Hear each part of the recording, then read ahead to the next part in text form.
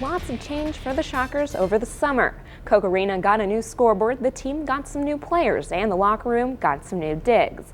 All of this was set up for one of the biggest parties for Shocker basketball in recent memory. Well, the Roundhouse is a difficult place to travel to, something the Salina Central girls teams know very well. The Lady Mustangs haven't won in McPherson in more than 2 decades. It's about a 600-mile drive down I-70 from Kansas City to Denver, but that didn't stop some Chiefs fans from making the trek to support their team. And the K-State football team called last week's last-minute loss a wake-up call, and now they have a chance to even their record against Louisiana.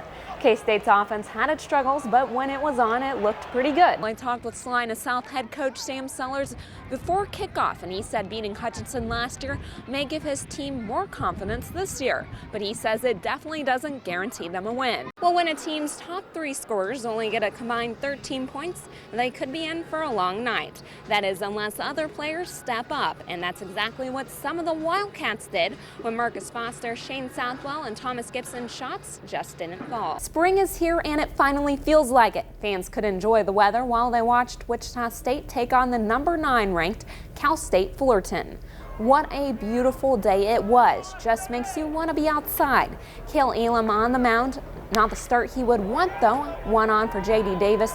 He blasts one through the gap and off the wall. That brings in 1 run, and the Titans go up 1-0 in the first. You can see Coach Jaden Adams standing on the sidelines at every practice and every game. Ever since I've been around football, it's something that gets me excited like nothing else does. He's part of a Beloit football team that's tearing through the competition, with a senior class that has been playing together since they were little and are no longer just a team, but brothers, I could say. I know we've been through everything together. We know a lot about each other. We hang out together. We trust each other on the field, if you can put it that way. I mean, just 2 years ago, Coach Adams was number 30, sophomore star running back, averaging 200 yards a game until he collapsed shortly before halftime. It was an experience that I'd never been through in life. Naturally, very scared. He was taken to the hospital with a traumatic brain injury and was in a coma for about a week. We always knew he'd come back to us. Yes, I never doubted that. He did come back, but number 30 did not. When I started to realize I couldn't ever play football anymore, it's probably, well, for sure the toughest thing ever in my life. He wasn't ready to give up. He really seems as if he's been coaching longer than he actually has. My dad had drilled into me the win each day and make every day a great day. And now his impact is still felt in the stadium on Friday nights and every day at practice. He started it with us. It'd be wrong to have him not finish it with us, too. It would not be the same for me if I could not be able to be with the team. I mean, it's just something I love to do. Well, McPherson and Hayden have only met once in the state tournament, and that was way back in 1965. And McPherson won the game by 10 points. And now they're going at it again in the high school version of the Big Dance. Head coach Kirk Kinnaman looking for his 5th state title, which would give him the most in school history. McPherson getting the game started quickly. Hayden would try to hang with them for a while, but turnovers helped the Bullpups gain momentum. Sophomore Drew Pyle had a great first half shooting. He was 3 for 4 from the arc and ended the night with 21 points. I was just knocking down shots. I relied on my team to get me the ball, and I just made the shots. But he wasn't the only one. McPherson had 6 guys score in the first half to help them get the 25-14 lead going into the locker room. And in the second half, they continued to pile it on.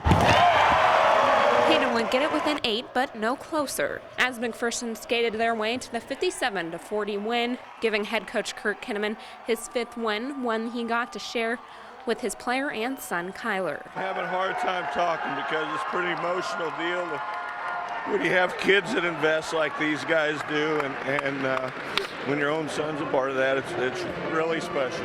They sent seniors Peter and Ryan Horton off with a victory. it's awesome to end it, but it doesn't feel like it's over yet. An injured senior, Keyshawn Sewell, not only got to suit up because his teammate gave him his spot, but he also got to be the first to touch the state championship trophy. He's the best teammate we've ever had. He's the best guy we have. It was terrible to see him go down with that injury that ended the season. So, it was really important for us to let him suit up the last game and let him hold the trophy. Those guys, I love them. They carried me through my injury all season. I've never met a greater group of guys, and it was absolutely the best feeling I've ever had in the world. So, unbelievable, unbelievable. In Salina, Samantha Anderson, Eyewitness Sports. The sound of a bat hitting a ball. It could mean a single, a double, or even a home run. Yeah, it's one of the best hits we've had today. But for the Salina South softball team, it's the sound of hope. Every hit you get money added on, so the more hits, the better not only do you do personally, but you do for raising money for cancer. Head coach Kenny Waldman put together the Hits for Hope campaign. It raises money for research at the Tammy Walker Cancer Center. It's a great feeling knowing that I can help out my community because our community does so much for us. And for many of the Cougars, cancer isn't just a face in the crowd. It hits much closer to home. My mom had it in 2008 and my grandma got diagnosed with it in 2011. I have had a couple family members pass away, and currently my uncle is in remission. My great uncle and my grandpa have cancer. I had a grandpa who passed away from cancer. Not all of the work takes place on the field.